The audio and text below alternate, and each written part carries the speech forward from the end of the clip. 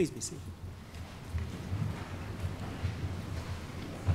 Reading from Isaiah chapter 62, beginning with the first verse.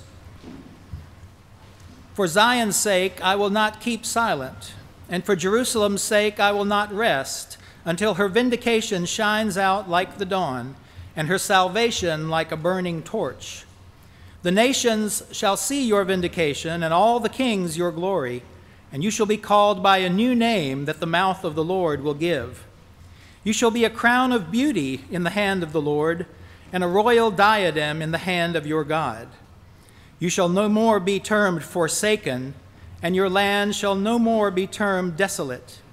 But you shall be called, My delight is in her, and your land married. For the Lord delights in you, and your land shall be married. For as a young man marries a young woman, so shall your builder marry you, and as the bridegroom rejoices over the bride, so shall your God rejoice over you. And the good news from John's account in the 2nd chapter. On the 3rd day, there was a wedding in Cana of Galilee, and the mother of Jesus was there. Jesus and his disciples had also been invited to the wedding. When the wine gave out, the mother of Jesus said to him, They have no wine. And Jesus said to her, Woman, what concern is that to you and to me?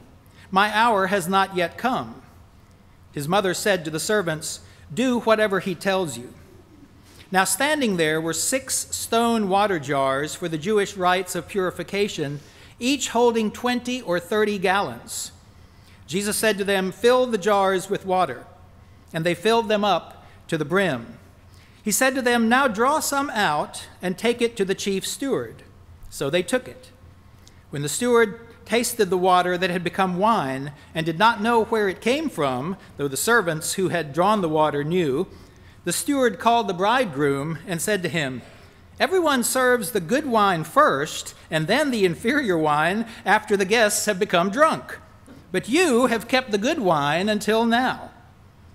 Jesus did this, the first of his signs, in Cana of Galilee, and revealed his glory, and his disciples believed in him.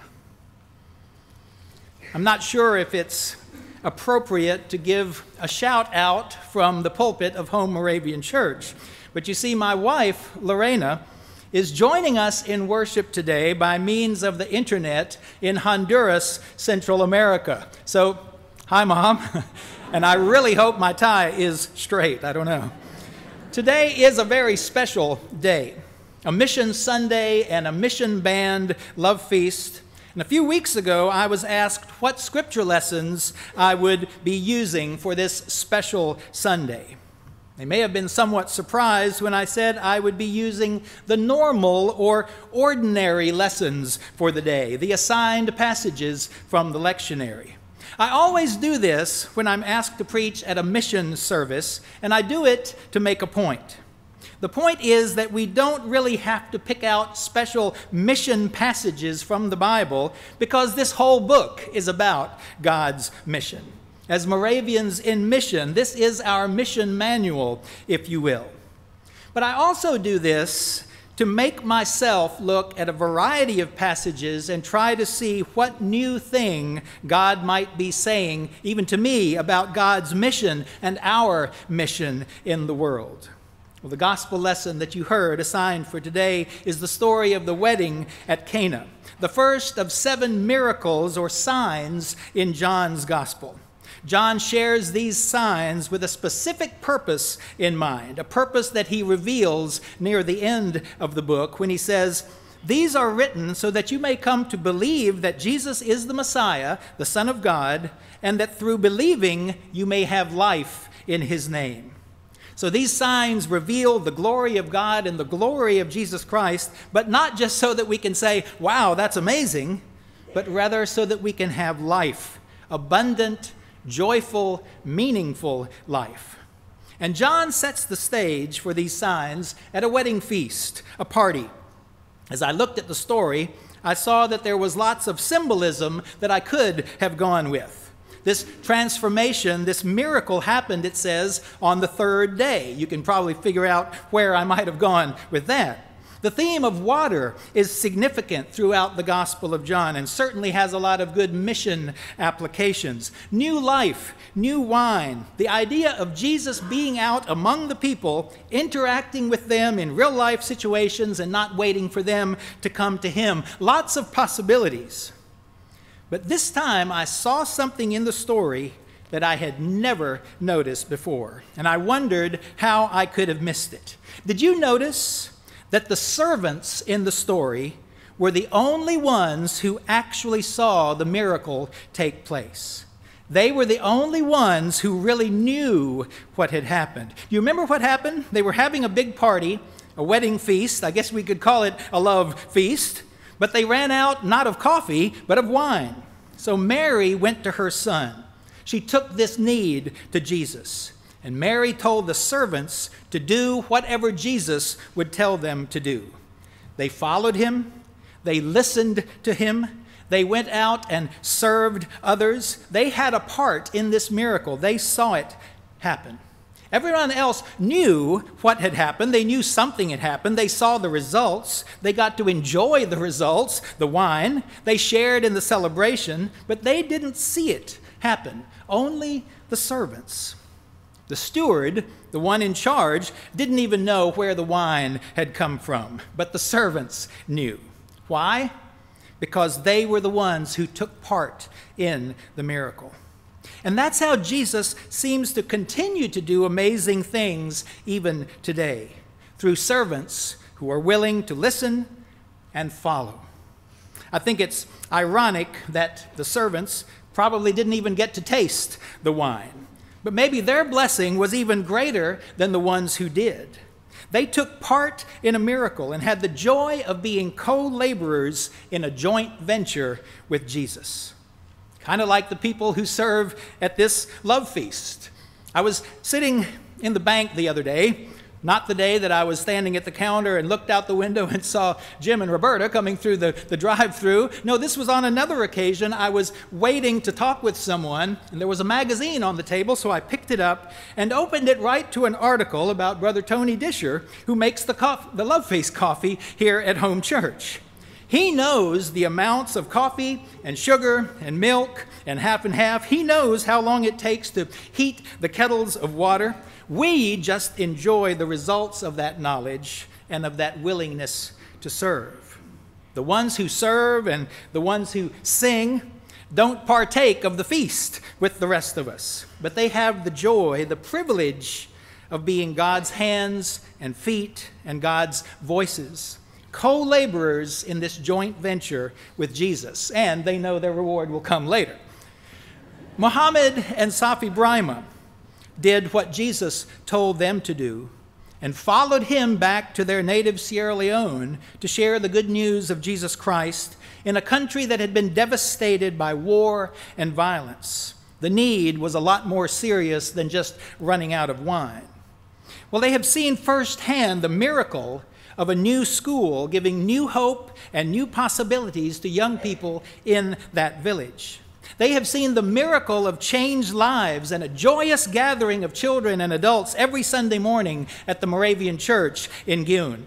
They have seen it because they are servants, co-laborers in a joint venture with Jesus.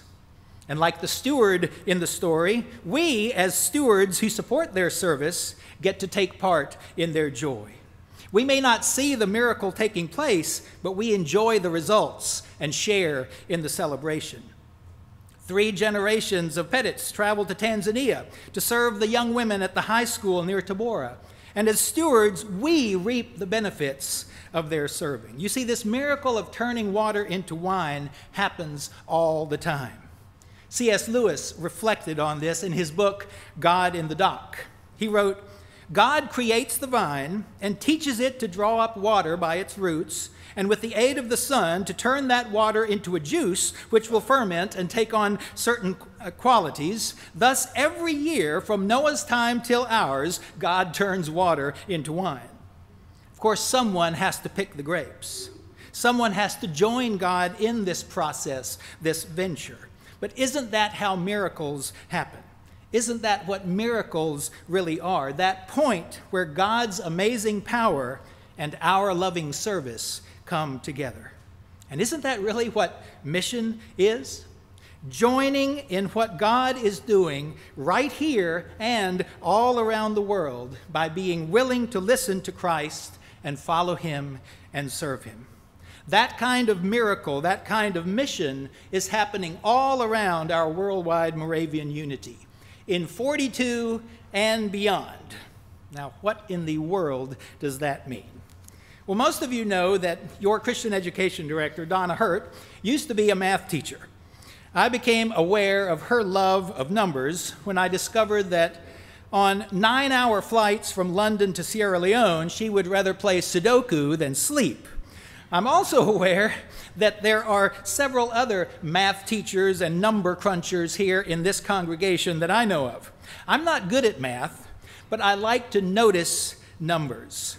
Of course, the 7 signs in John's Gospel certainly got my attention. The fact that there were 6 water jars, each holding 20 to 30 gallons, was also pretty impressive. That's anywhere from 120 to 180 gallons of wine. And according to the steward, it was not Boone's Farm, if you know what I mean. I thought it was pretty funny years ago when a guy named Douglas Adams, in a series of books called A Hitchhiker's Guide to the Galaxy, jokingly insisted that the answer to all the questions of the universe and of life itself, when he was asked, he said it was 42. Silly, I know, but you have to remember, this was the guy who called his books a trilogy in 5 parts. Well, I started noticing 42s all around me, just for fun. I read in Matthew chapter 1 that there were 14 generations from Abraham to David, 14 from David to the exile in Babylon, and 14 from the exile to the birth of Jesus, totaling, yes, 42 generations. But wait, there's more. I had looked back, now I looked around and saw that in our Moravian unity, there were 18 provinces, 7 mission provinces, 13 mission areas, and 4 unity undertakings, totaling, yes, 42. Thankfully, just as I was about to totally enter the twilight zone, God did a new thing and messed up my little 42 thing. Because you see, God can't be confined to 6 vessels or 42 generations or 42 areas of the world, because the miracle goes on. There used to be 13 officially recognized mission areas in the Moravian unity. 3 of them are assigned to us: Cuba, Peru, and Sierra Leone. But if you want to hear about that, you'll have to go to Sunday school. But you see, just as God sends the rain and prepares the soil and the vine to grow grapes that produce wine, God was also preparing a new place for people to serve and join God as co-laborers in a joint venture. That place was Haiti, mission area number 14, making the new total 43. But of course, it's not just about numbers. It's not just about adding places or multiplying the number of church members we have. It's about listening and following and serving. That's how 43 happened. A young Haitian man named Chrismael Martial listened to God's call on his life, a call to ministry. So he began to prepare himself to serve God. He listened to God's call and followed God's call to Jamaica and became a Moravian pastor because he attended a Bible college there and a seminary and married a Moravian woman and began to serve in the Moravian church in Jamaica. When the terrible earthquake struck in 2010, God called Moravians from here in the southern province to go and serve the people of Haiti who had so many needs. They saw firsthand what God was doing there in the midst of this tragedy. They saw that God was turning despair into hope and sometimes tragedy into triumph through the hands and hearts of people willing to listen to God and follow God and serve God. Hearts were touched, lives were changed, and many people there in Haiti who didn't have a church family with whom they could rejoice or weep were looking for a place to live out this new thing that God was doing in their lives. Through the miracle of the internet, they came to know about the Moravian church. Brother Chrismael Marcial led a delegation back to his homeland to see this thing firsthand, and now Haiti is a mission area of the Moravian Church in Jamaica. If I wanted to put this sermon into 7 words, I would simply say, when we serve, we see the miracle. And that can mean serving coffee and buns. It can mean serving folks who are right around us. It can mean serving at Sunnyside, or serving at the clinic in Awas, Honduras, or serving up the best praises our hearts and voices can produce, or serving in Sierra Leone, or Cuba, or Peru. Listening, following, serving, and seeing the miracle as God continues to turn the water of our willingness into the wonderful wine of witness right here and beyond. Amen.